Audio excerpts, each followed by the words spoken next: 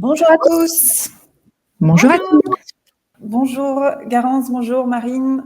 Merci beaucoup d'être parmi nous pour ce live mensuel. Bonjour à toutes et tous qui nous regardez. Aujourd'hui, on s'intéresse à un vaste sujet, donc en compagnie de nos deux expertes, la place des femmes dans la tech. Pour savoir un petit peu où on en est en 2025. Est-ce qu'on avance? Quels freins reste-t-il encore à lever? Quels obstacles il reste à franchir? Et comment on peut contribuer chacun à son échelle à faire un petit peu avancer les choses? N'hésitez pas bien entendu à participer dans le chat pour nous poser vos questions, partager vos expériences, ce sera d'autant plus interactif. Pour ceux qui ne nous connaîtraient pas, nous sommes la White Coat School, donc une école de formation au métier de la tech. On propose des formations intensives de quelques mois qu'on appelle bootcamp et des formations en alternance de spécialisation, ainsi que des formations courtes en ligne pour de la montée en compétences, et ce dans 5 domaines: le développement web, la data et l'IA, le design, l'IT et la cybersécurité et la gestion de projets. Je suis très contente de recevoir donc Marine Rousseau, nouvelle directrice générale de Social Builder, et Garance Hiverneau, fondatrice de Garance et moi, pour parler de ce sujet. Peut-être avant de rentrer dans le vif du sujet, je peux vous laisser vous présenter toutes les deux. Garance, à vous l'honneur.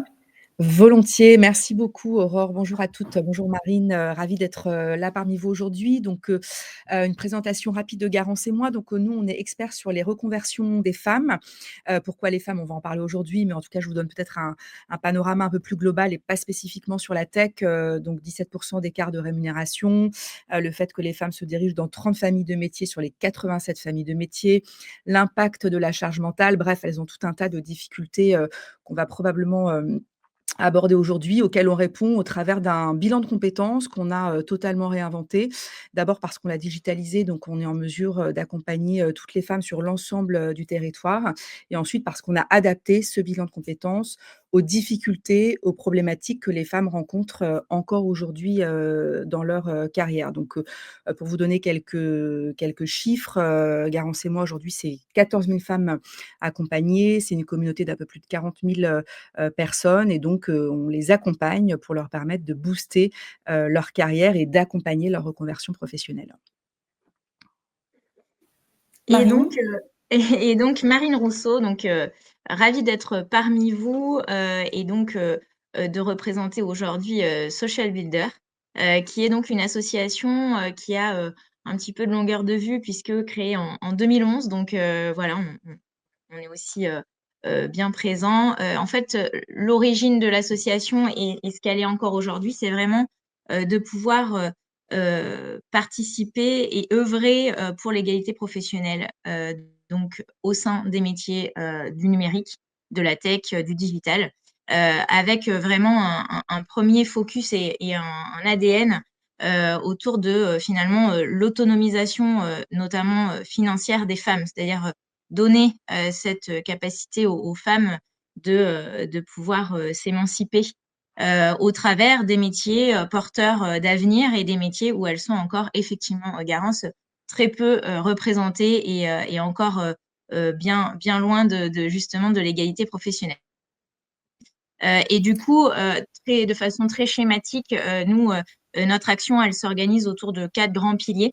À la fois sensibiliser, lever tous les freins, et on va en parler, des stéréotypes qui nous collent voilà, aux représentations. En tout cas, donc sensibiliser et vraiment orienter, former jusque vraiment l'accès aussi à l'emploi et donc que ce soit des projets de reconversion, que ce soit aussi des projets oui, de reconversion ou d'entrepreneuriat. Donc voilà, on est vraiment sur en tout cas un accompagnement des femmes pour qu'elles accèdent à ces métiers qui sont porteurs. Et justement, pour rentrer dans le vif du sujet dont on a déjà commencé, si on peut citer peut-être un chiffre qui est celui de l'INSEE, c'est que donc à peine un quart, on cite de 22 à 24% des emplois dans les professions du numérique sont occupés par les femmes aujourd'hui. Pourquoi il est du coup important de parler de la place des femmes dans la tech en 2025, et quel constat on peut faire et quel constat vous faites au quotidien? Marine, peut-être? Ouais, peut-être on aime bien, nous, refaire un petit retour en arrière quand même, pour se dire que quand même, historiquement, les femmes, elles étaient bien présentes dans les secteurs du numérique, puisque, voilà, par exemple, Grace Hopper, enfin, il y a plein de femmes qui ont vraiment été très présentes et fondatrices finalement de ces nouveaux métiers. Et puis dans les années 80, avec justement l'apparition des ordinateurs à domicile, des jeux vidéo, etc., les publicitaires, les industriels ont vraiment focalisé leur attention sur les garçons et les femmes se sont du coup voilà se sont enfin les hommes ont surtout pris beaucoup de place dans ces métiers de par des métiers qui étaient plutôt prestigieux et plutôt rémunérateurs aussi. Donc, et les femmes ont laissé leur place finalement au cours de ces années. Donc, il y a une mémoire collective qui a effacé ça, mais enfin, on aime bien rappeler quand même que les femmes étaient bien présentes au départ. Et puis aujourd'hui, effectivement, aujourd'hui, on n'est plus du tout sur une ère du numérique qui se restreint à l'informatique, hein. Aujourd'hui, le numérique, c'est toute notre vie. En tout cas, c'est un secteur qui est vraiment déterminant pour notre avenir. Vous l'avez dit, donc on a aujourd'hui une faible représentation des femmes encore dans ces secteurs, avec notamment sur les fonctions de management et des fonctions aussi techniques, seulement 18% de femmes dans les secteurs du numérique. Donc c'est vraiment aussi en fonction des fonctions qu'on voit bien qu'on est très loin du compte. Et pour se donner aussi une idée très actuelle, pour atteindre l'égalité femmes-hommes dans les secteurs du numérique, on estime devoir attendre, si on reste sur le même rythme, 2070 pour vraiment, voilà. Donc, Ça fait loin, ça fait loin. ça fait loin et on espère bien y arriver avant. Je rejoins évidemment complètement ce que vient de dire Marine. Pour moi, il y a un vrai sujet qui est, et d'ailleurs Marine, vous l'avez employé, c'est le mot émancipation. S'il y a un secteur d'activité qui permet l'émancipation des femmes, c'est clairement la tech, le numérique, le digital, l'IA, enfin tout ce qu'on peut englober dans ces sujets-là, ne serait-ce que sur la partie rémunération. Le salaire moyen dans les métiers du digital, c'est 30% de plus que sur l'ensemble des secteurs d'activité. Et on sait bien que les femmes gagnent 17% de moins en moyenne sur l'ensemble des métiers. Donc, il y a vraiment un effet de levier extrêmement important en termes de rémunération. Et puis, deuxième élément qui est pour le coup assez récent avec l'IA, c'est qu'il y a moins de barrières à l'entrée qu'il pouvait y avoir encore il y a quelques temps. Aujourd'hui, on n'est plus obligé de savoir coder, d'avoir une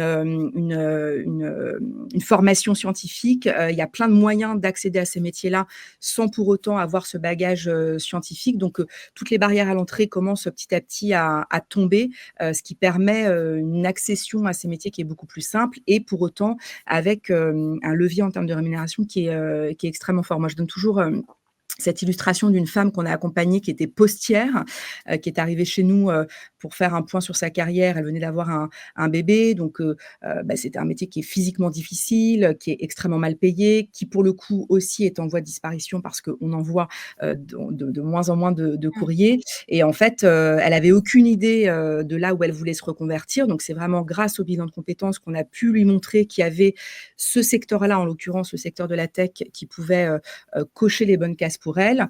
Et elle a terminé son bilan de compétences. Elle a été débauchée avant même la fin de sa formation. Elle a fait x3 en termes de rémunération et elle a eu un boulot de développeuse, en l'occurrence, avec du télétravail, ce qui était aussi un de ses critères. Donc pour moi, c'est un vrai levier d'émancipation pour les femmes. Et puis par ailleurs, il y a un sujet de société, c'est-à-dire que si les femmes sont éloignées des métiers de la tech, et notamment sur l'IA, elles vont, malheureusement, ça ne va que renforcer les stéréotypes, les biais algorithmiques que l'IA rencontre déjà aujourd'hui. Donc, il faut absolument que les femmes s'investissent sur ces métiers-là pour qu'on puisse avoir une représentativité la plus exhaustive possible du monde tel qu'il est aujourd'hui, c'est-à-dire un monde avec autant d'hommes que de femmes. Oui, il y a des gros enjeux derrière, derrière l'inclusion, c'est au niveau social, sociétal, au niveau même économique. Voilà, Marine, j'allais y venir. Oui, justement, effectivement, nous aussi, on a vraiment ciblé ces trois enjeux finalement. L'enjeu social que vous venez d'expliquer, Garance, sociétale et puis effectivement économique, puisque finalement, il est bon aussi de se rappeler que la féminisation, elle est vraiment vecteur de compétitivité aussi pour les entreprises, parce que finalement, une mixité au sein des équipes va forcément, c'est pas une nouveauté, mais c'est vraiment un ancrage aussi très fort en termes d'enjeux, puisque la mixité, elle apporte forcément de l'innovation, elle apporte une productivité. Et d'ailleurs, en chiffres aussi, on voit bien que il y a eu des études qui sont sorties, notamment BlackRock avait sorti en 2023 une étude qui démontrait que des entreprises qui s'étaient engagées vraiment dans ce sujet de la mixité, ces entreprises étaient super formées de 29%. Donc, c'est vraiment un chiffre, moi, que je trouve quand même assez parlant pour justement aussi valoriser d'un point de vue performance et compétitivité aussi au sein d'entreprises. Voilà. Oui, il y a peut-être un effort à faire dans le recrutement parce que j'imagine qu'il y a moins de profils féminins qui se présentent, mais au final, c'est quand même un investissement qui porte ses fruits économiquement et ça, effectivement, c'est éprouvé. Est-ce que c'est quand même un sujet dont les entreprises s'emparent depuis plusieurs années? Est-ce que vous voyez une progression et du changement si on se donne à peu près 10 ans, par exemple? Garance, comme vous voulez.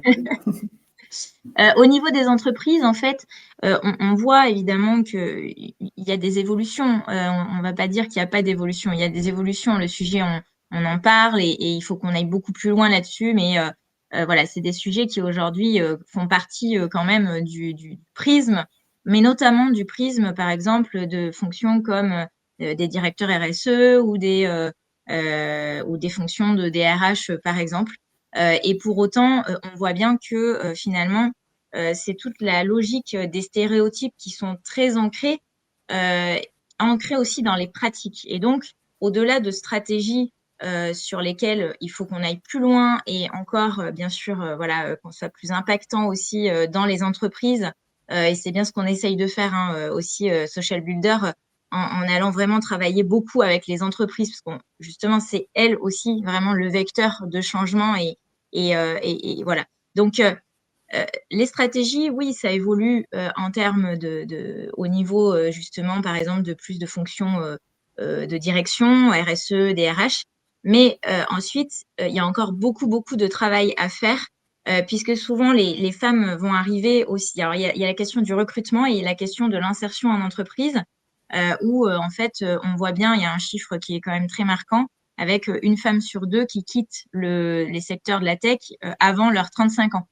Alors, ça s'explique par ces stéréotypes qui collent à la peau et aux organisations, en fait, des stéréotypes qui sont conscients ou inconscients, mais en tout cas qui sont encore très présents et qui font que l'intégration, elle n'est pas toujours réussie dans la durée. Donc, il y a aussi tous ces biais-là qui sont encore sur les 10 prochaines années à vraiment travailler, en fait. Ouais, pour rebondir, Marine, moi, pour être tout à fait transparente, je lisais hier soir le Point là qui est sorti sur la carrière des femmes, qui a sorti un dossier, et je lisais les articles et j'avais l'impression que c'était exactement les mêmes articles qu'il y a 10 ans. Donc j'étais un peu désespérée et je me disais: «Mais c'est tellement lent, ça avance tellement lentement». Donc voilà. Donc en effet, on n'y est pas encore, hein, et le chemin est long, et je pense que Social Builder, nous, enfin, il y a plein d'acteurs évidemment qui œuvrent sur ce sujet-là, et heureusement. Mais ce que je voulais dire, c'est que c'est vraiment un sujet qui est systémique. C'est-à-dire qu'on ne pourra y arriver, selon moi, que si on aborde l'égalité professionnelle, et en particulier dans les métiers de la tech, d'un point de vue des femmes elles-mêmes. Donc, il faut vraiment leur donner le pouvoir de changer, et grâce à la reconversion, sachant qu'aujourd'hui, il y a un actif sur 2 qui veut se reconvertir, donc quasiment toutes les personnes en âge de travailler, c'est énorme, et qu'il n'y a que 24% des femmes qui se disent satisfaites de leur vie professionnelle. Donc, en fait, il y a un vivier de femmes qui veulent se reconvertir, et c'est ces femmes-là qu'il faut aller, bien sûr, chercher. Donc, il faut redonner le pouvoir à ces femmes de se reconvertir et ce que fait Social Builder et ce que nous on fait, ça leur permet, en plus souvent de manière financée, d'accéder, à une reconversion. Après, il y a bien sûr les entreprises qui ont aussi un rôle à jouer pour des questions de politique RSE, pour des questions, d'efficacité économique.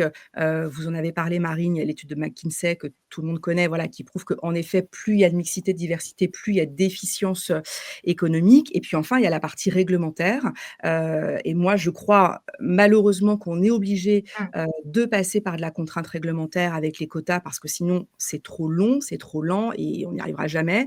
Mais je pense que c'est vraiment ces 3 leviers, qu'il faut activer pour permettre en effet d'atteindre une égalité, professionnelle. Donc, chacun peut jouer son rôle, et doit jouer son rôle, parce qu'en effet, on ne peut pas se satisfaire des chiffres, qu'on a évoqués, hein. C'est notamment sur l'IA, là je lisais aussi une étude, il y a seulement 20 des femmes qui sont dans l'IA et c'est absolument catastrophique pour les raisons qu'on a évoquées, à savoir, qu'on va avoir des intelligences artificielles qui vont reproduire les biais, que nous rencontrons, chaque jour, dans notre quotidien et par ailleurs, elle se coupe, d'une opportunité, de carrière, qui peut être extrêmement intéressante pour elle en termes d'évolution professionnelle et d'évolution, salariale. Et là, juste pour rebondir peut-être aussi, c'est aussi, effectivement, c'est complètement, c'est vraiment systémique. Il faut voir cette problématique d'une façon hyper large.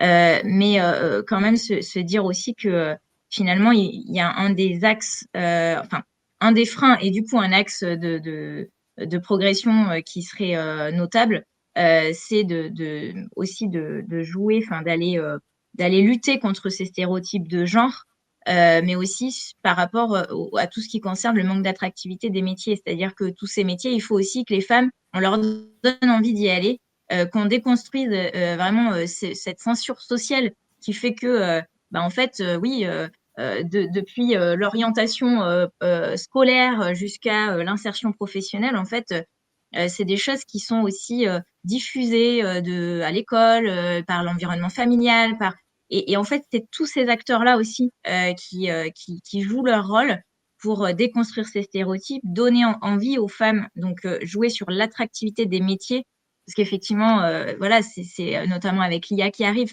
on voit bien, il y a une vraie transformation des secteurs et donc aussi à ce niveau-là. Et au niveau des entreprises, il y a aussi un vrai levier au niveau des entreprises en tout cas, nous, on travaille beaucoup avec tout ce qui concerne le mentorat, puisqu'en fait, le mentorat, c'est vraiment aussi un vrai levier pour les femmes, notamment en reconversion.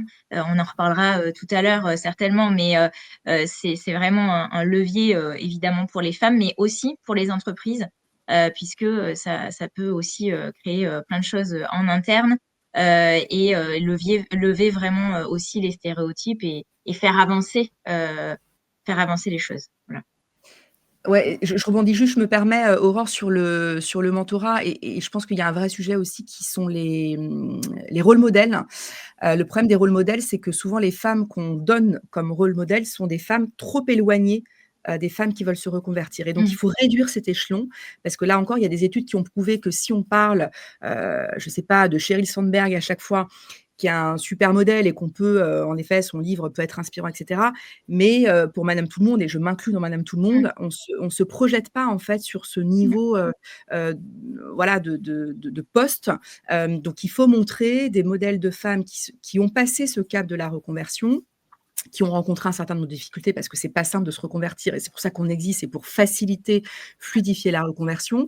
Mais en tout cas, si on arrive à mettre en avant plus de femmes qui ont, encore une fois, passé ce cap, qui ont réussi, qui ont été embauchées, ça va, diminuer, ce gap trop important des rôles modèles qu'on met tout le temps en avant aujourd'hui dans la presse ou, sur les réseaux sociaux qui sont parfois presque intimidants et qui peuvent être contre-productifs. Donc, je reprends mon exemple, de notre cliente qui était postière, hein, voilà et qui a franchement réussi sa reconversion dans les métiers de la tech. Si on avait des témoignages comme ça extrêmement concrets, pragmatiques, et de montrer ce par quoi elles sont passées, probablement, que ça permettrait d'accélérer, et d'augmenter ces reconversions de femmes dans la tech.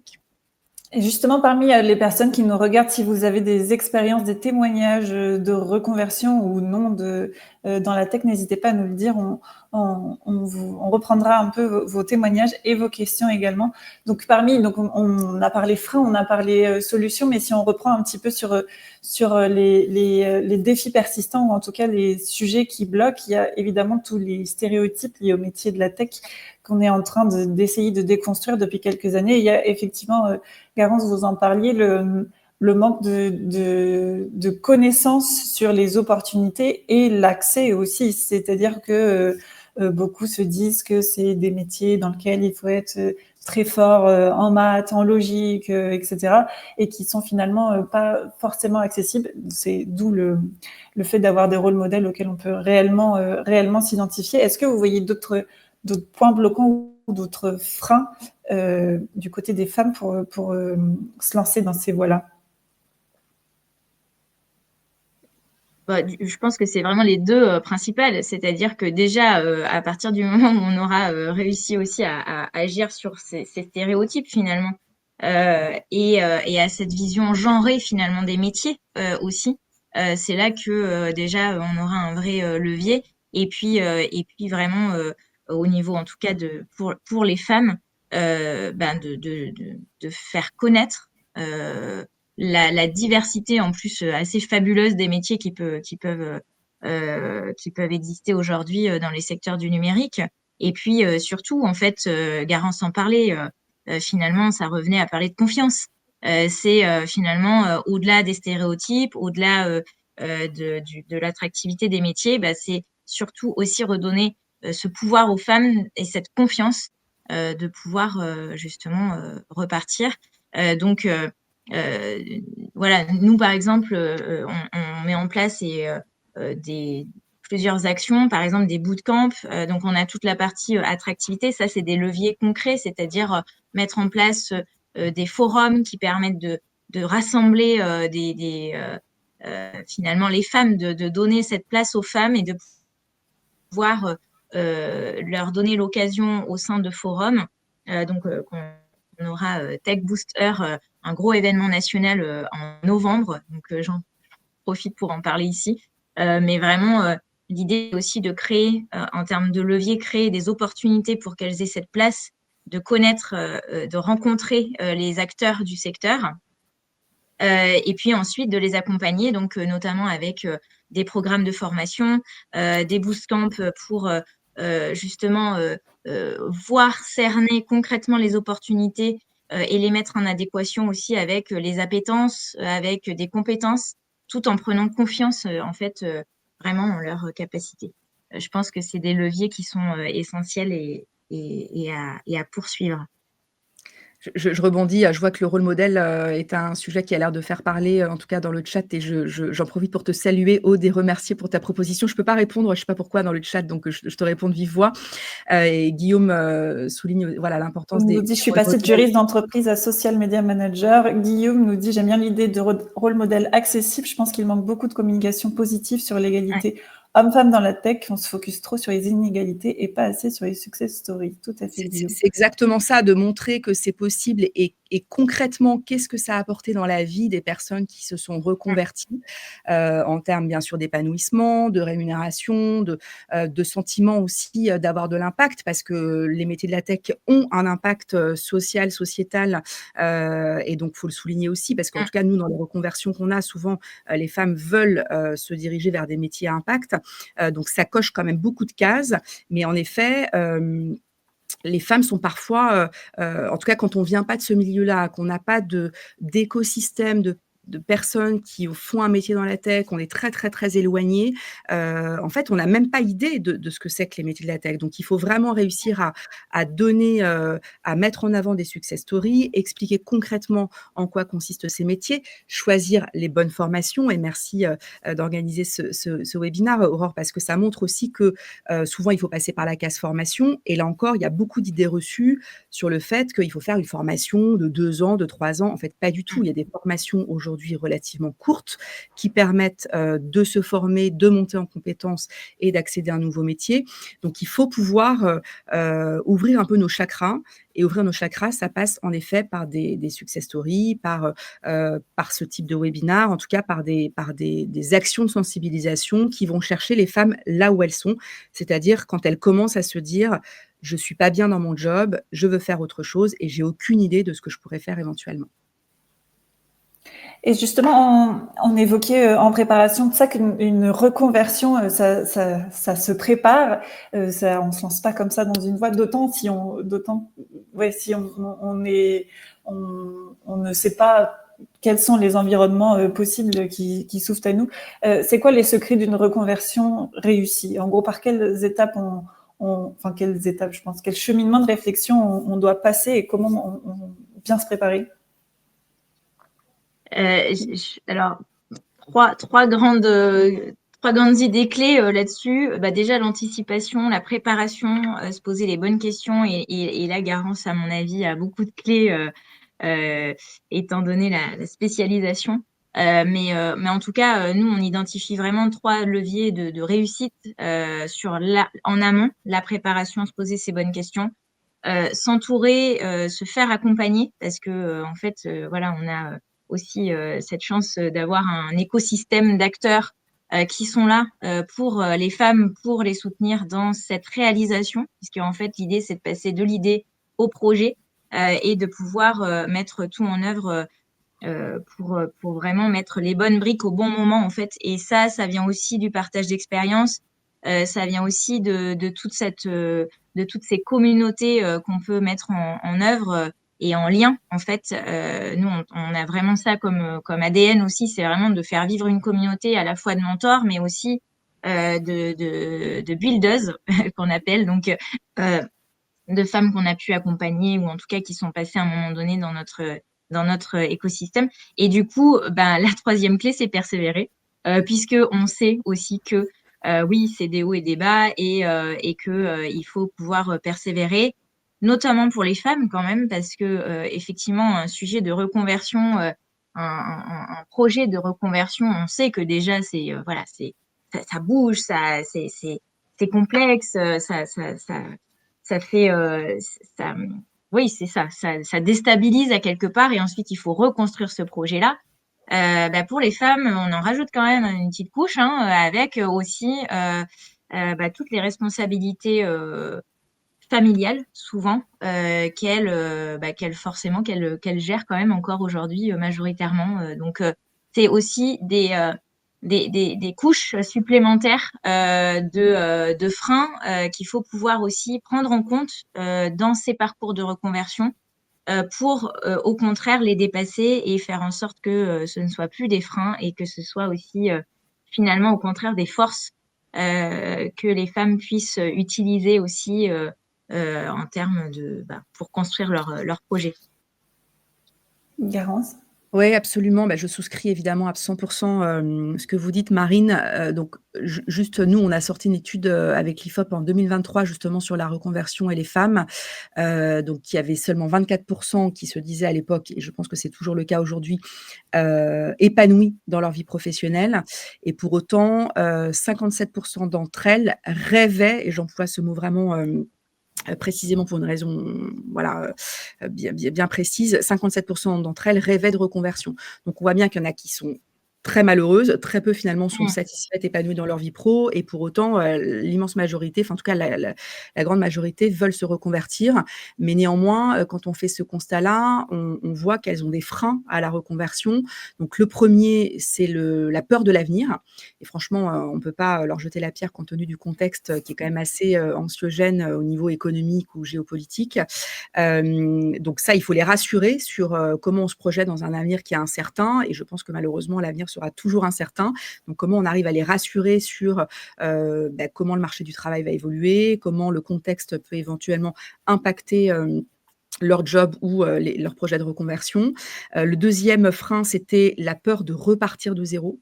En fait, souvent, quand les femmes se reconvertissent, elles n'ont pas envie de tout balayer d'un revers de main et de Oui, il y a l'ancienneté, ben oui, en fait, elles ont quand même construit quelque chose, elles ont capitalisé sur une expertise, sur un réseau, sur des compétences, sur une rémunération aussi. Donc, elles n'ont pas envie de redescendre en bas de l'échelle.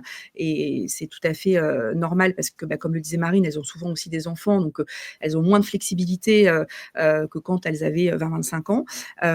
Et ça, pour le coup, nous, quand on travaille un projet de reconversion, au contraire, on capitalise sur ce qu'elles ont acquis, développés durant leur carrière, que ça soit en termes d'expertise, de réseau, de connaissances, de savoir-être. Et on voit qu'est-ce qu'on va conserver dans un projet de reconversion, qu'est-ce qui les intéresse en termes de compétences à réexploiter, par exemple. Et le dernier point, c'est le manque d'inspiration. Donc, en effet, 57% d'entre elles veulent se reconvertir, mais elles ne savent pas quoi faire de leur vie professionnelle. Et la difficulté aussi, c'est qu'elles vont commencer à en parler à leur mari, leur partenaire de vie, leurs voisines, leurs collègues. Et finalement, elles vont avoir autant d'avis que de personnes, ce qui va avoir tendance à les noyer d'informations parce que leur mari va leur dire « mais enfin, on a 3 enfants, c'est pas le moment de changer de job, c'est trop compliqué ». Leur meilleur ami va leur dire « mais en fait, on n'a qu'une vie, vas-y, fonce, démissionne demain ». Donc, elles vont avoir plein d'avis comme ça, très contradictoires. Et au final, elles vont être totalement tétanisées finalement par cette prise de décision. Et c'est là où des acteurs tiers vont les aider à prendre des décisions rationnelles, apaisées, étayées, de manière à éviter aussi ces biais que les proches peuvent nous renvoyer, parce que les proches, ils renvoient leurs propres craintes, leur propre façon d'aborder l'avenir avec voilà, leurs critères à eux. Donc, c'est hyper important d'avoir vraiment une vision extérieure et par ailleurs d'avoir des professionnels qui vont aussi structurer le projet de reconversion. C'est-à-dire que je pense que quand on a envie de se reconvertir, on ne se lève pas le lundi matin en disant « tiens, aujourd'hui, je vais réfléchir pendant 30 minutes à mon projet de reconversion ». On ne fait jamais ça dans la vraie vie, ce qui fait qu'une année passe, 2 années, 10 années, 20 années, et nous, on a ces femmes-là qui arrivent en disant « j'ai perdu 15 ans de ma vie avec un job dans lequel je ne m'épanouis plus, mais je ne sais pas comment concrètement m'y prendre ». Et donc, quand on s'adresse à des acteurs tiers, il y a des rendez-vous, il y a un protocole, il y a un programme qui permet de structurer cette reconversion. Et c'est un peu comme quand on décide de se remettre au sport. Le fait d'avoir un rendez-vous avec un coach sportif, ça nous incite quand même, ça nous engage dans ce processus de reconversion. Et on a beaucoup plus de chances, évidemment, d'arriver au bout du projet de reconversion que si on se lance un peu toute seule, parce que très vite, on est happé par nos contraintes quotidiennes. Marine, vous l'avez très justement souligné, hein, les femmes aujourd'hui gèrent 3 heures par jour les tâches domestiques, familiales, ménagères, ça c'est l'INSEE qui le dit, contre 1h43 pour les hommes.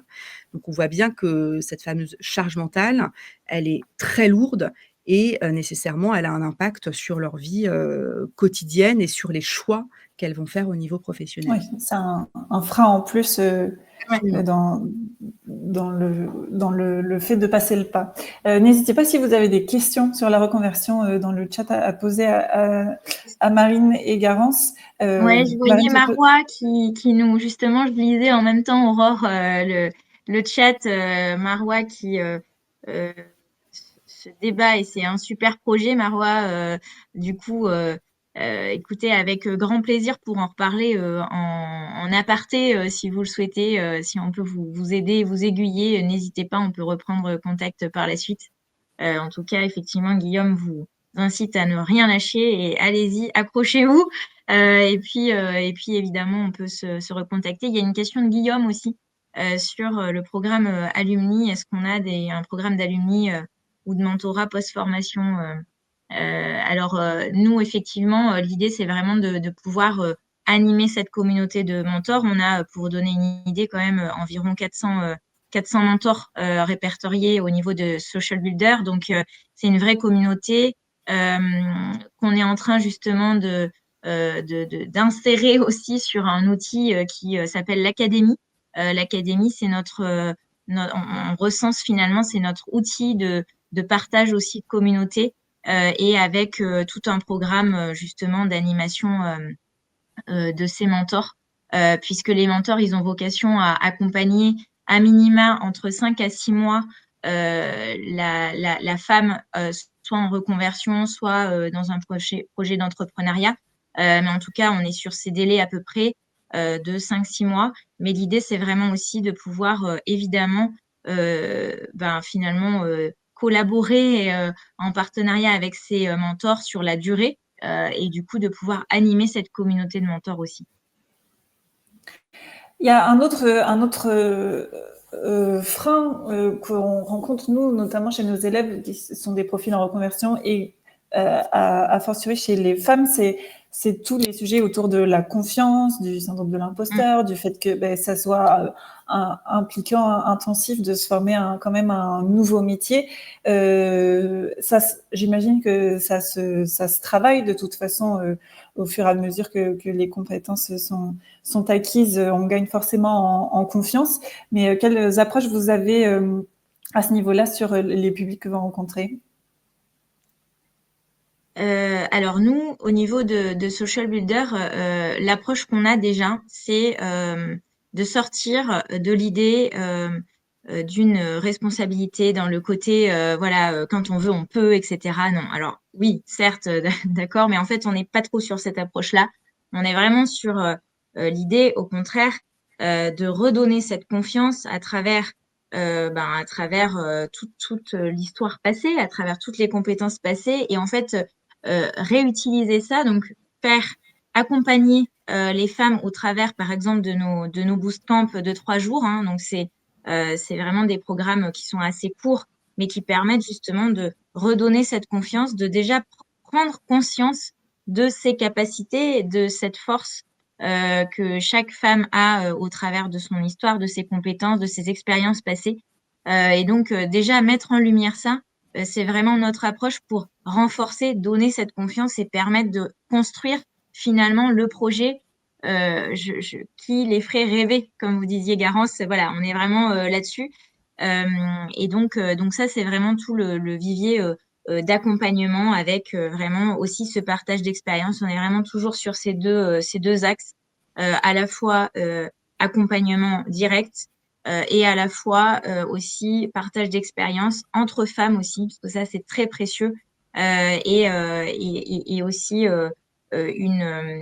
un lien aussi direct à la suite avec des entreprises, où là aussi, on accompagne, on donne confiance aussi jusqu'au lien avec l'entreprise. Ouais, pareil, je suis absolument convaincue que le travail sur les compétences est majeur pour retrouver de l'estime de soi. Nous, on le voit bien en bilan de compétences, hein, quand les femmes arrivent, elles ont vraiment pour la plupart une estime de soi qui est extrêmement affaiblie pour tout un tas de raisons, parce que elles sont en burn-out, parce qu'elles sont en bore-out, parce que, en tout cas, il y a un désalignement qui est extrêmement fort avec leur métier actuel. Et donc ça impacte évidemment leur confiance en elles. Elles sont souvent perdues, elles savent pas comment s'y prendre. Je rebondis sur le message d'Anaïs aussi, voilà, qui disait, je sais un peu ce que j'ai envie de faire, mieux gagner ma vie et cetera, mais en fait, je sais pas trop, quoi faire concrètement. Donc il y a cette espèce de flou qui est très déstabilisant et qui va impacter la confiance en soi. Et donc par le travail, d'identification des compétences, de l'expertise, du réseau qu'on a développé année après année, c'est extrêmement puissant pour regagner confiance en soi. Et en fait, souvent, les femmes, elles ont même pas conscience de tout ce qu'elles ont développé pendant 5 ans, 10 ans, 15 ans en termes de compétences. Donc rien que le fait d'identifier ces compétences et aussi de savoir les pitcher, parce qu'il y a d'abord en prendre conscience et puis il y a aussi savoir les communiquer. Généralement, en tout cas nous, c'est un des critères qui performe, et je mets beaucoup de guillemets évidemment, qui performe le plus, qui est la reprise de la confiance en soi après le bilan de compétences. Et quand on reprend confiance en soi, en ses compétences, en son énergie, sa volonté d'y arriver, forcément le projet de reconversion se passe de manière beaucoup plus sereine, parce qu'on est mieux armé pour affronter en effet les difficultés de la reconversion. C'est-à-dire que oui, c'est un chemin qui est quand même parfois un peu long, qui peut être, il y a des déceptions, et cetera. Mais nous, on est sur un accompagnement qui dure 3 mois, et puis on revoit la personne au bout de 3 mois. Donc c'est un accompagnement sur la durée, et donc ça permet de compenser parfois ces moments où on va douter, où on va être de nouveau un peu incertaine. Mais en tout cas, ce qui est sûr, c'est que oui, les femmes ont probablement un peu moins confiance en elles. Elles se dirigent vers un projet de reconversion que quand elles sont sûres qu'elles ont coché 100 des cases, et c'est là où il faut essayer de sortir de cette logique-là, d'être parfaite, avant, d'entamer, son projet de reconversion parce que, ben, par principe, quand on se reconvertit, on va, redémarrer sur un nouveau métier et donc, oui, on ne sera pas parfaite dès le début, mais en revanche, je pense que le risque à ne pas démarrer la reconversion est beaucoup plus important pour elles parce qu'elles vont, rester dans une situation qui est totalement insatisfaisante, voire elles vont se mettre en danger si elles sont en situation de burn-out, hein. Nous, on a des femmes, qui travaillent plus depuis 6 mois parce que, ben, et d'ailleurs, les femmes font plus de burn-out que les hommes aujourd'hui. Donc le risque me semble plus important à ne pas, activer, cette démarche de reconversion que de se diriger vers des métiers qu'on ne connaît pas, où en effet, il va y avoir un peu d'incertitude, mais qui se gèrent. Ça se gère si on est bien accompagné. Oui, nous, c'est ce qu'on dit beaucoup à nos élèves. Les expériences passées, les compétences passées, c'est du bagage dans le chemin de la reconversion et puis ça se valorise pour le métier futur. Je prends quelques commentaires. Il y a Anaïs sur LinkedIn qui nous expose donc sa situation, jeune maman, etc. Je ne peux pas me permettre de reprendre un long cycle d'études. Je souhaite pas avoir un emploi très prenant. Que me conseillerez-vous dans une reconversion dans la tech, une alternance? Je pense que beaucoup de femmes sont dans des situations plus ou moins similaires. C'est justement pour ça que l'on propose, nous, des formations courtes en ligne ou à distance de quelques mois. Ce sont des formations qui peuvent aussi se financer. Il faut, donc, comme le disaient Garance et Marine, un projet de reconversion, ça se prépare bien, il faut s'informer beaucoup et il y a toujours des possibilités de financement. Et puis, les alternances sont généralement chez nous, mais je pense aussi dans d'autres écoles, des formations de spécialisation une fois qu'on a pu acquérir les bases ou les notions d'un premier métier. Et concernant les métiers, quels seraient les métiers les plus créatifs dans la tech? Il y a tout ce qui va tourner autour du design, du produit également. Et puis après, il faut voir ce que chacun entend par créatif. Tout ce qui va être autour de l'IA et même du dev peuvent aussi être des métiers qui s'entendent comme créatifs. Justement, on va directement rentrer sur ce sujet-là, l'IA et les enjeux de diversité. On l'a un petit peu évoqué avant ça.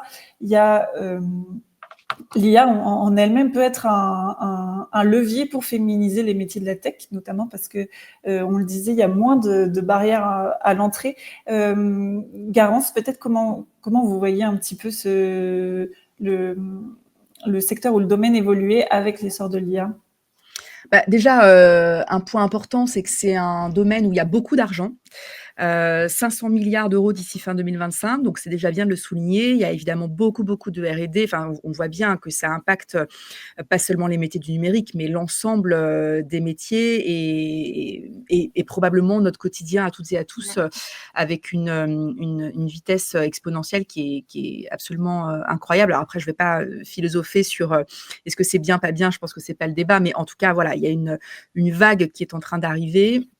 Et comme tous les moments assez disruptifs dans l'histoire de l'humanité, je pense que c'est des opportunités, des occasions dont les femmes peuvent se saisir. Donc, le fait, et d'ailleurs on a animé un webinaire il n'y a pas très longtemps sur le sujet, le fait qu'il y ait moins de barrières à l'entrée, je pense que ça peut être hyper intéressant pour les femmes là encore de se dire, j'ai pas forcément un profil matheux, logique et malgré tout j'ai des opportunités.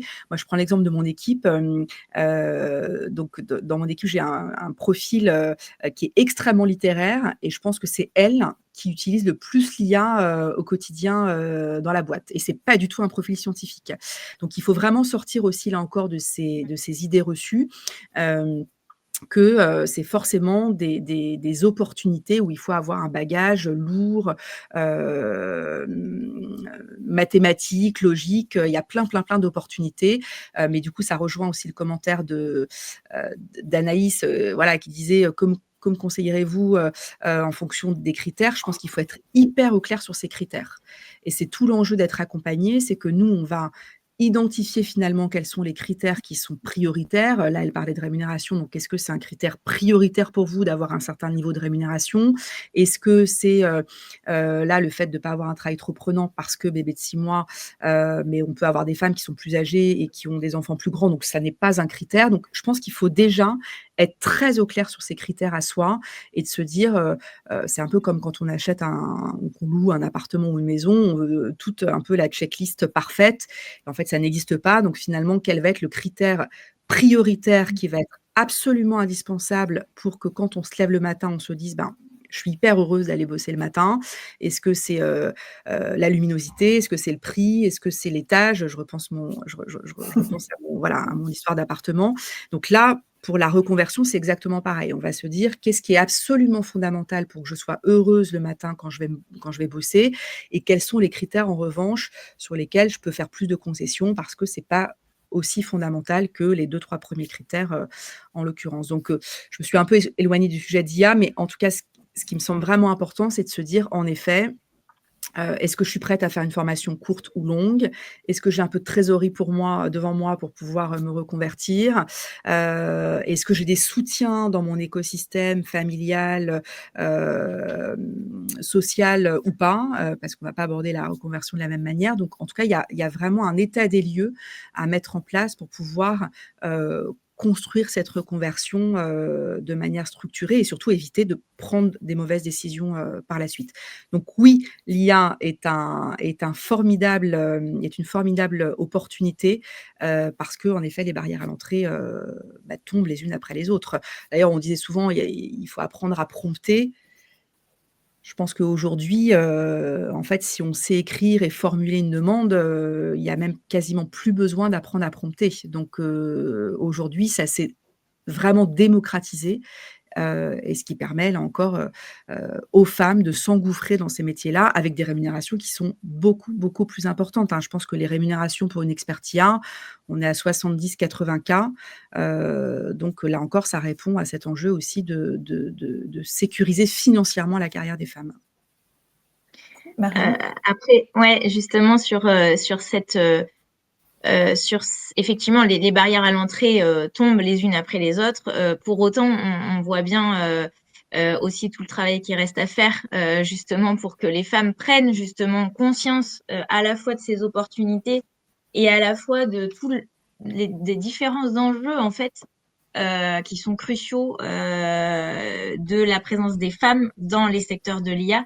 On sait qu'aujourd'hui encore, c'est seulement 12% des chercheurs en IA qui sont des femmes. Donc, voilà, on est encore loin du compte, mais effectivement, tout l'intérêt d'en parler, et merci d'avoir l'occasion d'en parler, mais c'est vrai, et pour prendre conscience aussi de tous les enjeux, pour déjà lever les biais, on en a parlé un petit peu tout à l'heure, Garance, vous aviez évoqué aussi cette idée-là, mais déjà, finalement, il faut bien prendre en compte une mixité de population et donc d'hommes et de femmes pour construire, penser nos nouvelles technologies et notamment les solutions d'IA pour ne pas reproduire ces biais finalement, ces biais qui peuvent avoir des conséquences juste énormes hein, aussi. Hein. Par exemple, aussi sur le monde du travail, quand on pense recrutement, on sait très bien que l'IA peut malheureusement faire rejaillir aussi ces biais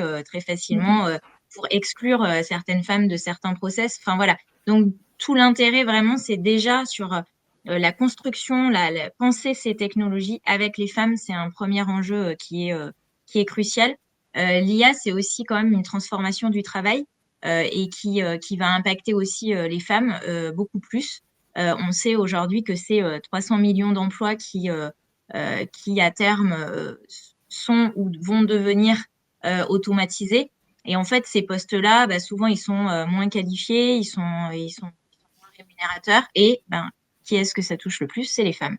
Et donc, là aussi, il y a un enjeu de faire en sorte que finalement, au contraire, prendre conscience aussi effectivement de cette évolution que l'IA entraîne et qui a des répercussions aussi très positives. Hein. On est d'accord que l'IA, effectivement, on n'est pas là pour faire le débat de l'IA c'est bien ou c'est pas bien. Hein. Ça nous fait aussi gagner beaucoup de productivité, de temps. Enfin bon, bref, Mais en tout cas, c'est comment on pense la place des femmes aussi dans cette évolution du monde du travail au regard de l'IA.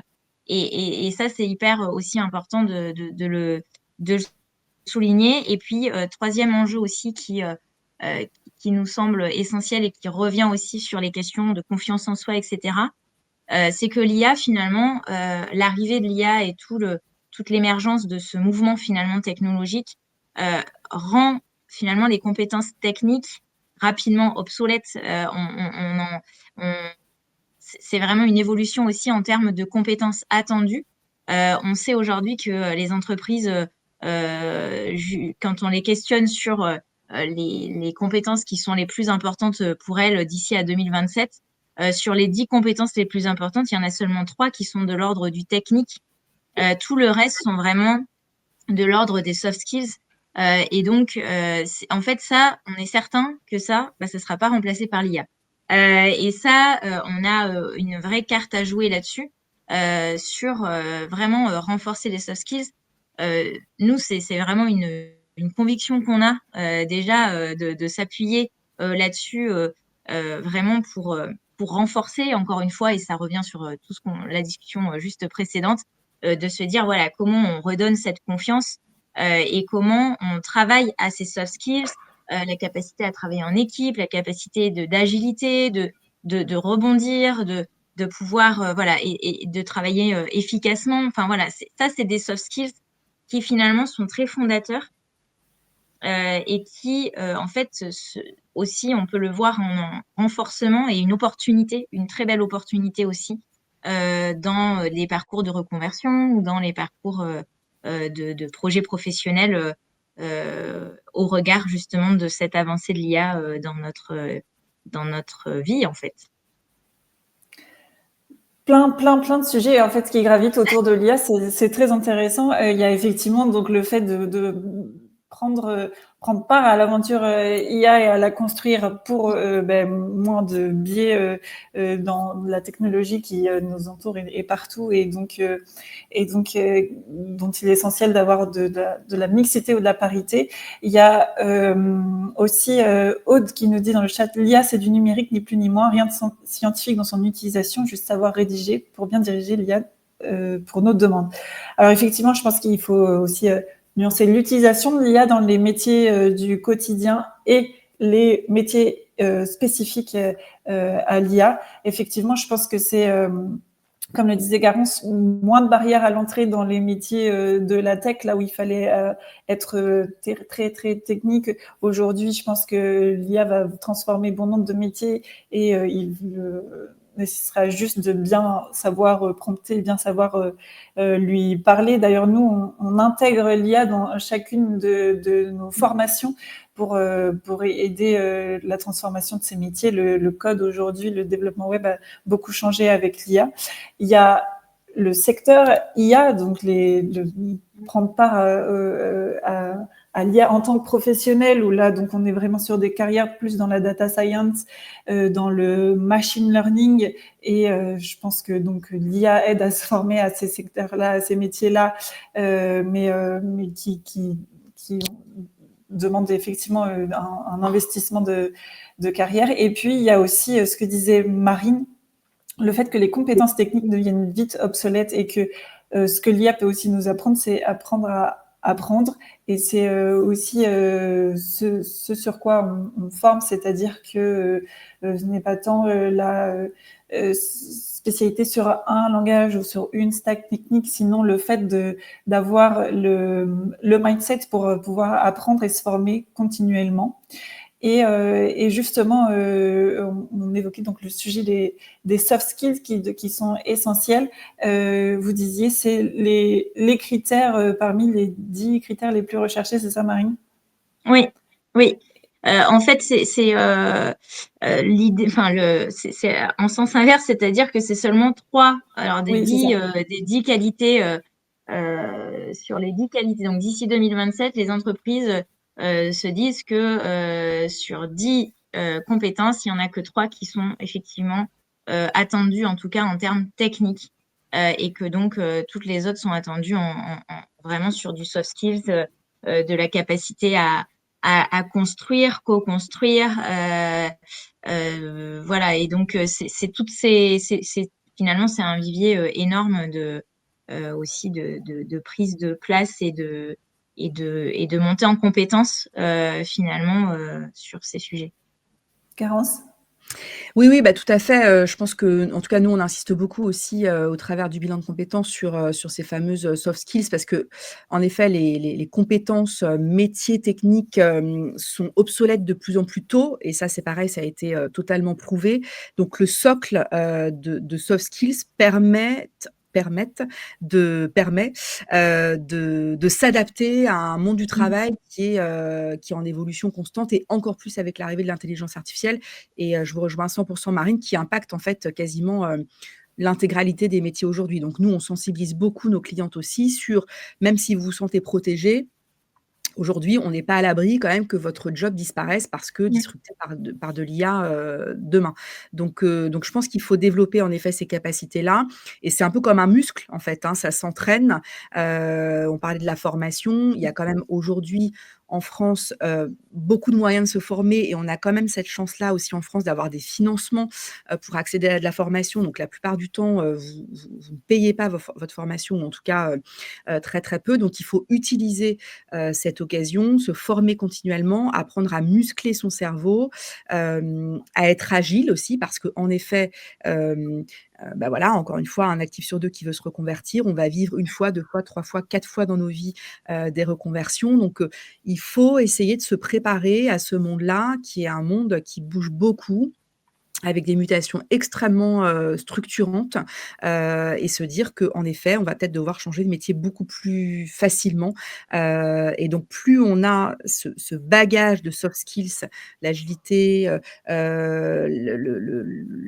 alors une non-aversion au risque, en tout cas gérer le mieux possible le risque, le fait en effet de pouvoir, apprendre en permanence, se remettre en question en permanence. Je pense que déjà ça permet d'appréhender les choses avec un peu plus de sérénité et on est un peu mieux armé à affronter ces changements faut quand même se le dire, hein, qui sont assez anxiogènes, hein. Nous, on a un niveau d'anxiété chez nos clientes qui est assez fort, mais parce qu'en effet, en plus, le contexte économique est quand même assez tendu et on voit bien on fait face à des défaillances d'entreprises, qui s'accélèrent, très fortement. Donc, il faut en effet muscler ces soft skills parce que c'est clairement, un moyen d'affronter, ces changements, de manière plus sereine.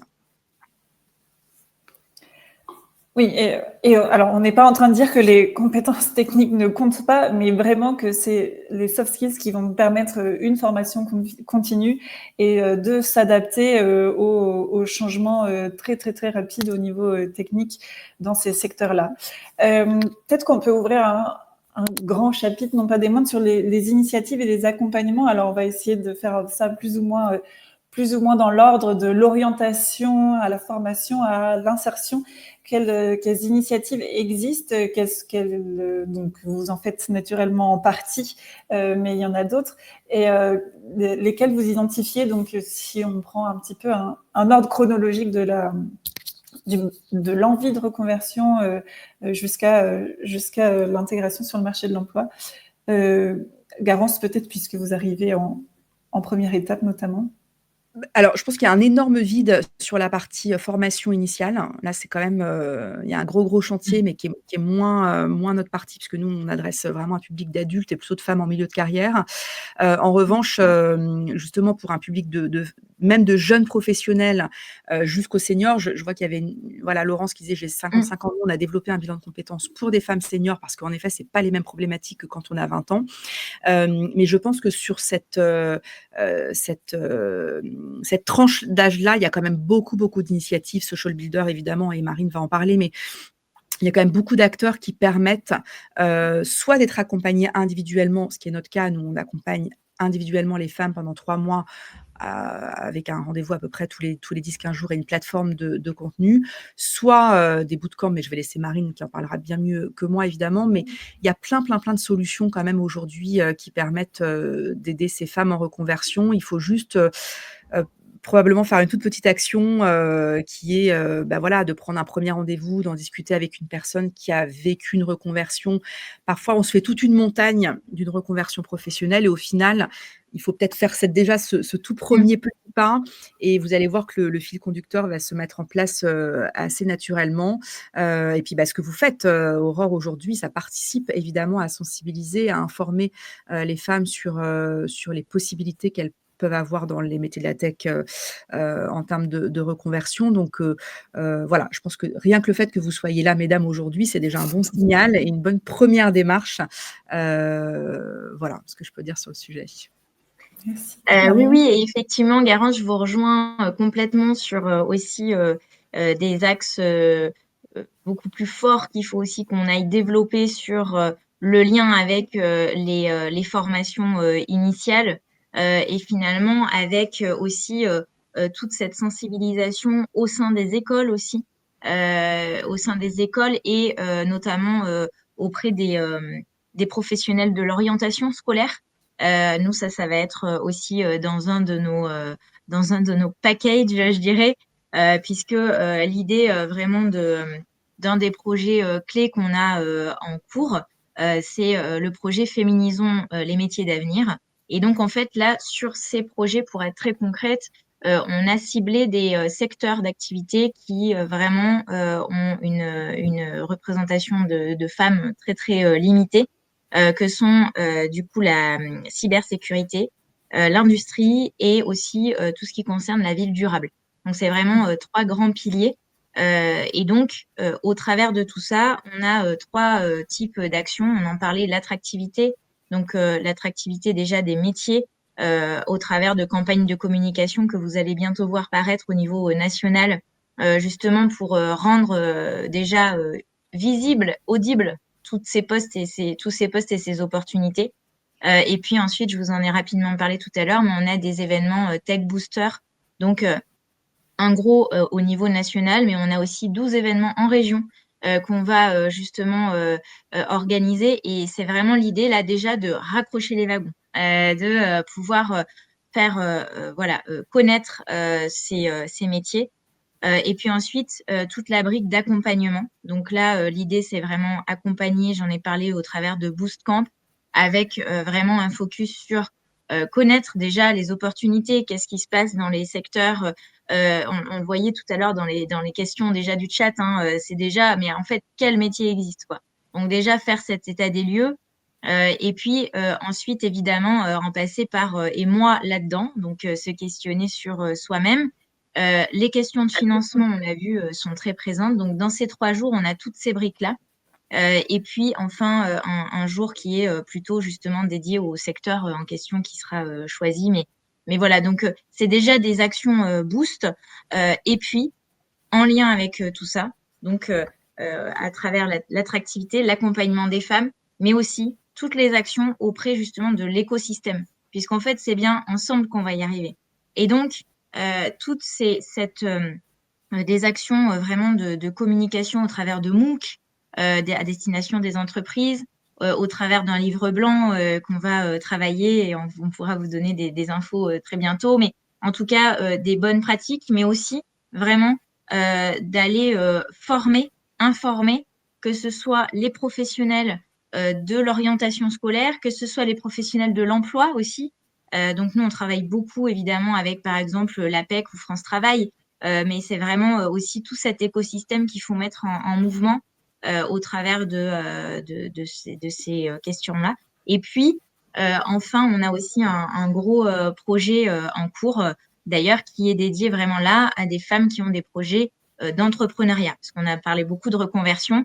L'entrepreneuriat, c'est aussi un levier très fort de reconversion finalement, qui, là encore, doit être accompagné d'une façon encore bien différente, puisque c'est toute une aventure qui s'ouvre à chaque projet entrepreneurial, mais du coup qui nécessite un accompagnement aussi très spécifique. Donc, c'est vraiment des types d'actions qui sont très concrètes et qui permettent, on l'espère, d'avancer beaucoup plus vite.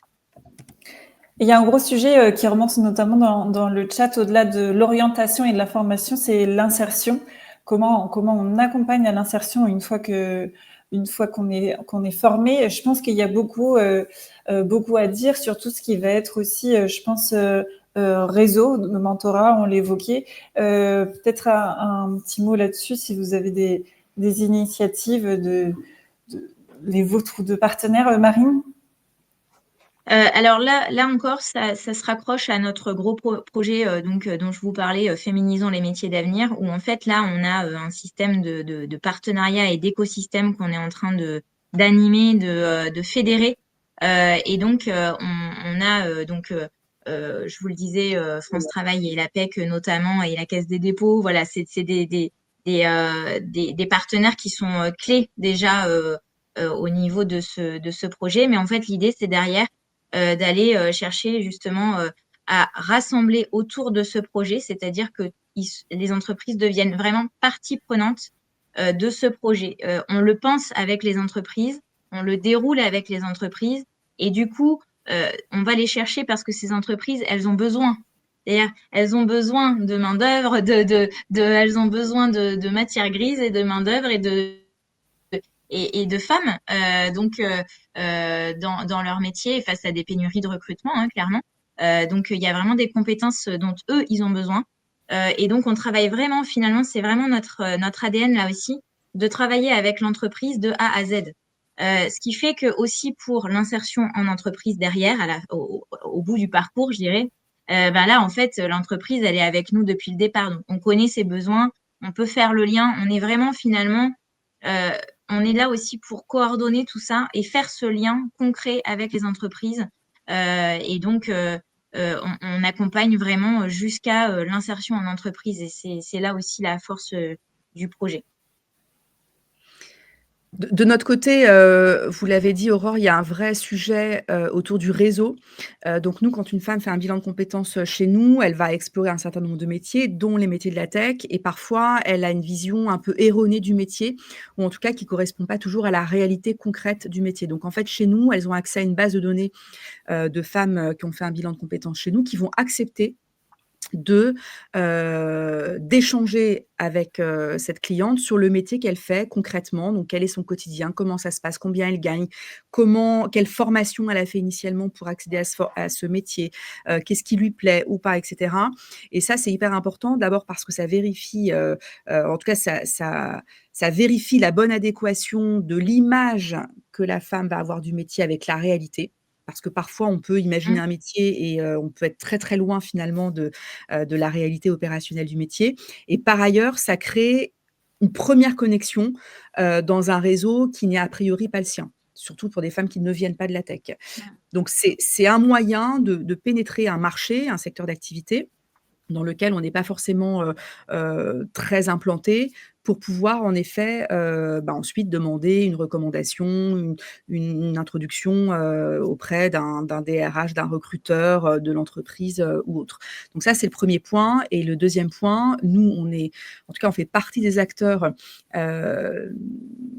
des métiers de la reconversion qui sont extrêmement sensibles à l'insertion suite au bilan de compétences. Il y a des acteurs qui considèrent que nous, on n'est pas là pour vérifier l'insertion, on est juste là pour accompagner les projets de reconversion. Moi, je considère qu'on a un rôle. Ouais. Voilà, en tout cas, nous, on considère qu'on a un rôle social, sociétal, et qu'on ne peut pas emmener une personne dans le mur vers des métiers qui ne recrutent plus ou clairement ou même qui ne recrutent plus dans leur zone dans leur zone géographique, parce qu'il y a aussi des territoires qui recrutent plus ou moins. Donc nous, on est extrêmement attachés à l'impact territorial. Mais tout ça pour dire que tout le bilan de compétences a pour objectif d'amener la personne vers un métier qui recrute. Si c'est pas le cas, on l'alerte. Alors après, la femme, elle prend sa décision en toute connaissance de cause, et elle prend son risque. Nous, on n'est pas là pour prendre les décisions à sa place, mais en tout cas, on va l'alerter sur le fait que là, c'est clairement un métier soit qui va disparaître, soit qui recrute très peu parce que saturé, soit qui recrute très peu dans sa zone géographique. Donc, en tout cas, on va avoir un certain nombre d'alertes qu'elle va a priori évidemment retenir, puisque sinon, elle ferait sa reconversion toute seule dans son coin. Donc, c'est aussi l'intérêt d'être accompagnée, c'est que ça permet d'avoir une vision exhaustive du marché du travail sur l'intégralité des métiers et surtout d'avoir une vision du marché du travail qui évolue. Ça rejoint la discussion qu'on a eue précédemment, c'est que le marché du travail, il n'est pas statique, il évolue en permanence, soit parce que, je ne sais pas, on a une pandémie mondiale comme à l'époque du Covid, et il y a des secteurs d'activité qui vont être totalement mis à l'arrêt, donc il va falloir prendre des décisions en fonction de ça. Soit il évolue de manière structurelle parce que l'arrivée de l'intelligence artificielle, parce que la transition écologique qui va impacter là encore un certain nombre de compétences, de métiers, de secteurs d'activité. Mais en tout cas, le fait de s'adresser à une personne externe, ça permet justement d'avoir une vision vraiment précise et actualisée des grandes évolutions du marché du travail. Et justement, le réseau, je tease un petit peu, ce sera le sujet de notre prochain live. Comment on fait pour se faire son réseau quand on vient d'un secteur qui n'a rien à voir et qu'on part presque d'une page blanche. Pour revenir sur les entreprises, Marine, vous parliez de l'accompagnement que vous faisiez auprès des entreprises.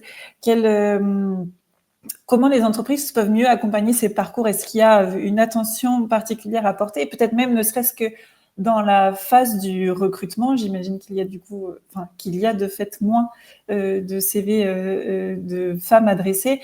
Est-ce qu'il y a une attention particulière? Est-ce qu'il y a besoin d'un accompagnement particulier? Je ne sais pas, Marine, Garance.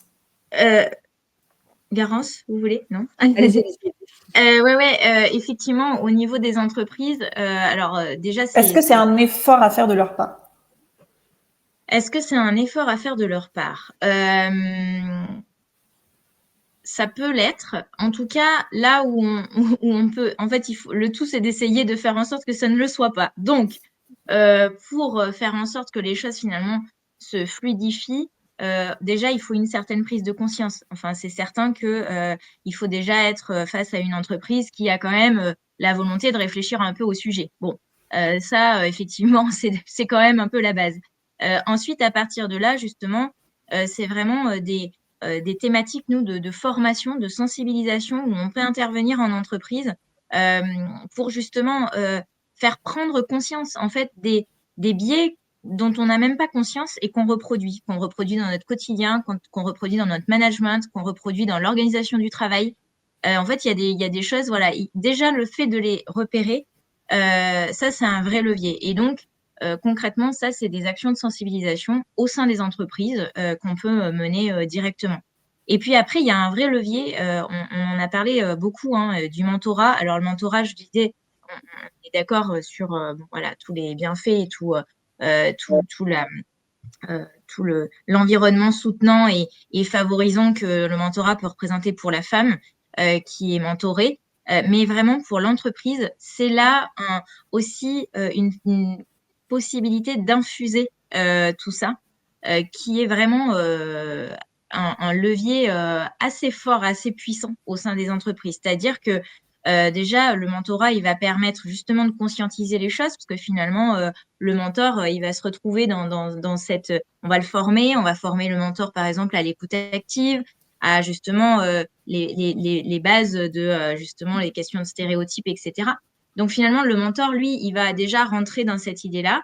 Et puis ensuite, le mentorat au sein d'une entreprise, c'est vraiment aussi une vraie opportunité de renforcer le travail en équipe, de renforcer aussi les valeurs qu'une entreprise a envie de montrer, a envie de mettre en œuvre au sein même, en interne, déjà avec et pour aussi ses salariés. Donc, c'est vraiment un vrai levier de déconstruction des stéréotypes finalement qui sont très ancrés, dont on n'a même pas conscience, et un vrai levier d'action en fait, parce que bon, une fois qu'on a pris conscience, l'idée c'est d'agir et donc ça c'est vraiment aussi important et des leviers concrets. Voilà. Oui, parce qu'on a beaucoup parlé recrutement, mais on n'a pas non plus parlé rétention, et je pense que rétention des talents, et je pense que le mentorat est notamment un levier d'action. Garance? Oui, mais alors, pour répondre très concrètement, je pense que oui, c'est un effort. Il faut se le dire, c'est toujours un effort quand on casse nos propres stéréotypes, quand on va changer, nos modalités de travail. Si on a une population majoritairement masculine, ben, probablement que si on intègre des femmes, on va changer un certain nombre de choses, et donc oui, c'est toujours un effort de quel que soit le niveau de changement. Heu et je pense qu'il faut, parfois, angler l'effort différemment. Donc, soit on peut avoir l'argument économique qu'on a déjà évoqué, c'est-à-dire Mmh. que, bah, il y a peut-être des Mmh. dirigeants qui vont être plus sensibles à l'argument économique et il faut pas se cacher derrière son petit doigt. Il faut se le dire, si ça marche, beh, moi je pense qu'il Mmh. faut y aller, il faut employer cet argument qui est encore une fois un argument, tout à fait, prouvé, étayé. Ça peut être un argument RSE, ça peut être juste une histoire de conviction personnelle. Mmh. Donc je pense qu'il faut prendre, les dirigeants là où ils sont, avec, leur propre schéma de pensée et faire en sorte que ça marche. Mais il faut pas se cacher que oui, c'est en effet un Mmh. effort. Quand on est dans des entreprises où il y a majoritairement une équipe, masculine, il y a probablement des réflexions, des biais, tout un tas de choses auxquelles les femmes vont être, peu sensibles, qu'il va falloir retravailler, remodeler. Et donc oui, c'est un effort, mais c'est un effort qu'il faut faire, pour les raisons qu'on a déjà évoquées, pendant ce webinaire. Un effort nécessaire. Absolument. On approche la partie un peu conclusion de cette masterclass. Si vous avez des questions encore à poser à nos deux experts, n'hésitez pas, c'est vraiment le moment.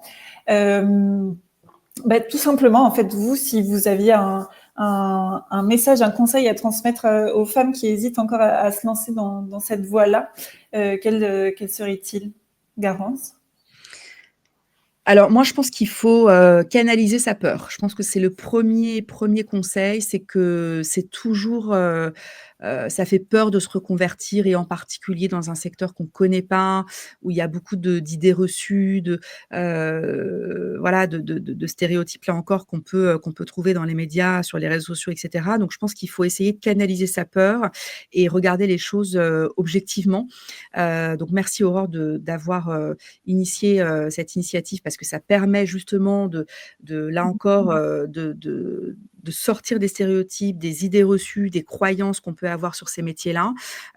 Donc ça, c'est le premier point, essayer de canaliser sa peur. Deuxième point, faire une toute première action, donc de participer à cette masterclass, c'est une première action, mais ça peut être ensuite, voilà, contacter, Marine, Aurore ou nous, peu importe, mais en tout cas des acteurs, qui travaillent, sur ces sujets-là. Et troisième élément, je pense qu'il faut vraiment essayer de rencontrer des femmes qui sont passées par là.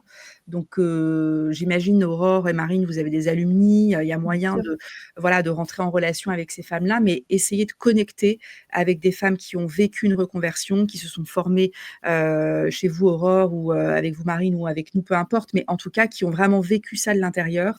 Et vous allez voir que finalement, c'est pas si compliqué que ça. Je dis pas que c'est facile, mais en tout cas, ça se fait. Il y a plein de femmes qui y arrivent, et je rejoins, je crois que c'est Guillaume qui parlait de success story. Il y a beaucoup de success story. Je suis à peu près sûre qu'on en a toutes autour de nous. Donc voilà, il faut parfois pas trop écouter, toutes les injonctions, les idées négatives qui gravitent autour de nous et se concentrer en effet sur des belles success stories parce qu'il y en a beaucoup. Marine? Et moi, du coup, alors effectivement, Garance, vous avez quand même dit l'essentiel parce que je crois aussi profondément à tout ce que vous venez de dire.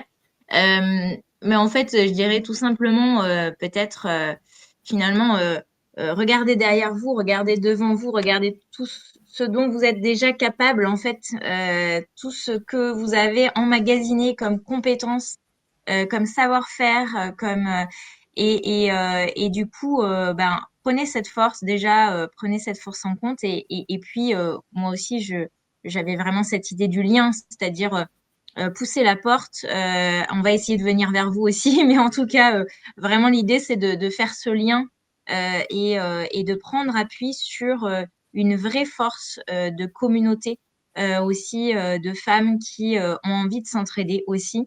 Et je pense que c'est vraiment un point positif. Il faut oser poser des questions, oser voilà, oser entrer dans le sujet pour se rendre compte que c'est possible en fait. Voilà, et que et go quoi. Ouais, s'entourer, c'est essentiel dans ces parcours-là. C'est ce qui fait un petit peu la force qui nous permet de nous mettre en ordre de marche, comme vous le disiez, et puis de continuer de parcourir le chemin. Ça fait des très beaux mots de la fin, mais j'ai encore une petite question. C'est comment chacun, à son échelle, donc individuel, peut-être juste collaborateur dans la tech, enfin salarié, entreprise, institution, comment chacun peut contribuer à cet effort pour rendre une tech plus inclusive? Grand sujet. Alors, effectivement, Olaf, merci. peut-être. On refait une deuxième masterclass dans la foulée. Non, effectivement, individuellement et collectivement, on a vraiment, moi, j'aime à parler aussi pour le coup là, de responsabilité, de prise de conscience en fait, qu'elle soit à la fois individuelle et collective au sein notamment des entreprises et de toutes les organisations dans lesquelles on gravite tous et toutes, hein. Donc vraiment, je pense que déjà à titre individuel, voilà, je répète, mais en fait, c'est l'idée de déjà prendre conscience et ensuite individuellement se former. Il y a plein de moyens, voilà, de pouvoir se renseigner. On a accès quand même facilement à l'information. Renseignons-nous, informons-nous et essayons déjà de prendre conscience de ces biais en fait qui sont encore trop présents pour aussi pouvoir porter un message différent peut-être dans notre entourage, notre famille, notre fille, notre cousine qui sait pas trop et qui est au tout début de son cursus scolaire, par exemple de lycéenne, et ben voilà, c'est ça en fait, c'est ça aussi, c'est ça notre responsabilité individuelle, je pense, de pouvoir voilà déjà impulser des idées autres parce qu'on en aura donc pris conscience. Dans le faire aussi parce que les convictions et de pouvoir porter un message différent, c'est important, mais on peut aussi individuellement s'impliquer dans des associations. Je pense que ça, c'est aussi un levier hyper important d'une capacité à faire, à vraiment concrètement œuvrer individuellement. Et puis après, collectivement au sein des entreprises, oui, l'entreprise, elle doit ouvrir ses portes, elle doit aussi pouvoir prendre appui parce que effectivement, on parlait de success story, mais déjà au sein d'entreprises dans les secteurs du numérique, il y a aussi ces rôles modèles qui sont là en fait, et donc les mettre en lumière aussi, ça peut être quelque chose, une action très concrète pour les entreprises de valoriser en fait les femmes qui sont dans leurs entreprises, qui ont justement, qui sont, voilà, qui ont intégré ces milieux-là. Voilà, donc c'est vraiment très global, mais en tout cas, c'est vraiment une responsabilité individuelle et collective. Oui, en effet, je pense que là où on peut agir, c'est juste d'insuffler parfois, le fait que c'est possible d'aller vers ces métiers-là, que c'est important, pourquoi c'est important. Mais il faut aussi s'adapter à son interlocuteur ou en l'occurrence à son interlocutrice parce que, c'est pas toujours, tout le monde n'a pas le même niveau de connaissance, n'a pas encore une fois, n'a pas le même niveau de croyances limitantes, de stéréotypes et cetera. Donc, parfois il faut juste petite graine et puis la petite graine, elle va, elle-même, pousser, au fur et à mesure. Je pense qu'il faut aussi sortir de postures moralisatrices. Heu C'est pas bien, il faut faire comme ça, il faut y aller et cetera parce que selon moi, c'est pas comme ça qu'on fait avancer les choses. Encore une fois, d'aller prendre la personne là où elle est, avec, son cadre de référence, avec sa façon de penser. Est-ce que c'est plutôt un angle économique? Est-ce que c'est plutôt un angle de conviction? Enfin, il y a plein, plein, plein de façons d'aborder le sujet et donc du coup, on peut modérer, adapter son argumentaire en fonction, de la personne et mine de rien, de la faire bouger, de la faire évoluer. C'est quand même l'objectif, hein, encore une fois, c'est de faire évoluer, les personnes. Et dernier point et je terminerai par ça, je pense qu'il faut quand même un peu faire attention, compte tenu de ce qui se passe, aux US sur tous les sujets de diversité et inclusion. Voilà, je prends rarement ma casquette, de militante, mais là, en l'occurrence, c'est voilà, le vent ne tourne pas tout à fait dans la bonne direction et on voit, qu'il y a des programmes diversité inclusion qui sont en train de disparaître, de manière assez brutale aux US et il y a probablement un risque que ça arrive en France et ça arrive déjà un peu en France. Donc voilà, il faut quand même être prudente, sans être totalement parano, mais il faut vraiment, vraiment, vraiment, prendre la place à la table. Il faut que les femmes, vraiment prennent, cette place-là parce que, je vais pas redonner la phrase de Simone de Beauvoir, mais voilà, dès qu'il y a des changements, géopolitiques, il y a toujours un risque que, les femmes perdent les droits qu'elles ont parfois durement acquis. Donc voilà, soyons un tout petit peu prudentes et vraiment les métiers de la tech sont un moyen, de faire changer les choses positivement et d'avoir une société, plus inclusive. Merci beaucoup à vous deux. Je pense qu'on peut conclure là-dessus. C'était de très beaux mots de fin. Merci à vous deux pour votre éclairage, pour cet échange qui, je trouvais ça très inspirant et plein de d'ondes positives pour changer les choses. Merci à vous d'avoir suivi ce live qui sera disponible en replay sur notre chaîne YouTube et sur notre blog. Et puis, nous, on se retrouvera le mois prochain pour un autre live. Merci encore, Marine Garance. Et très bonne Merci journée. pour l'invitation. Merci beaucoup. Merci. Ouais. Merci. Merci, Garance. À très bientôt. Au revoir. Au revoir.